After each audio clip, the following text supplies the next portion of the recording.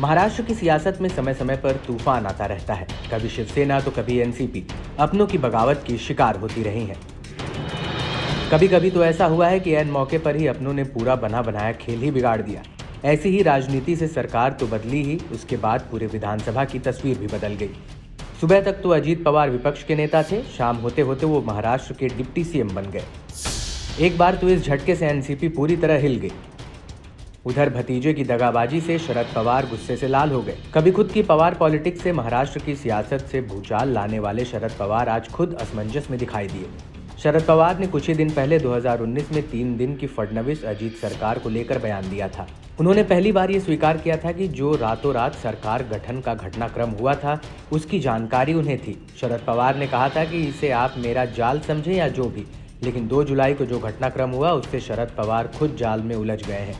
अजीत पवार के बाद पार्टी के 9 नेता भी महाराष्ट्र सरकार में मंत्री बन गए। एनसीपी की नींव रखने वाले शरद पवार के सामने अब पार्टी का अस्तित्व बचाने की बड़ी चुनौती आ खड़ी हो गई है। 1988 में मेरी पार्टी की स्ट्रेंथ 69 थी। मैं कुछ काम के लिए विदेश गया 1 महीने के लिए, और वापस आने के बाद 5 छोड़कर बाकी सब लोग पार्टी छोड़कर गए थे। तो जो नेता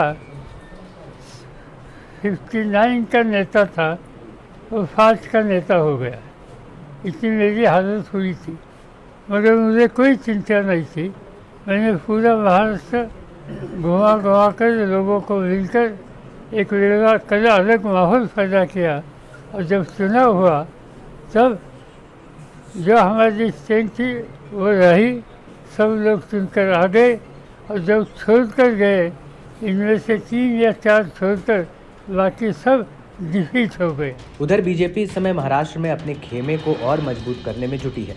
महाराष्ट्र में एकनाथ शिंदे के नेतृत्व वाली सरकार पूर्ण बहुमत में है, लेकिन बीजेपी को क्यों एनसीपी नेताओं का साथ लेना पड़ा?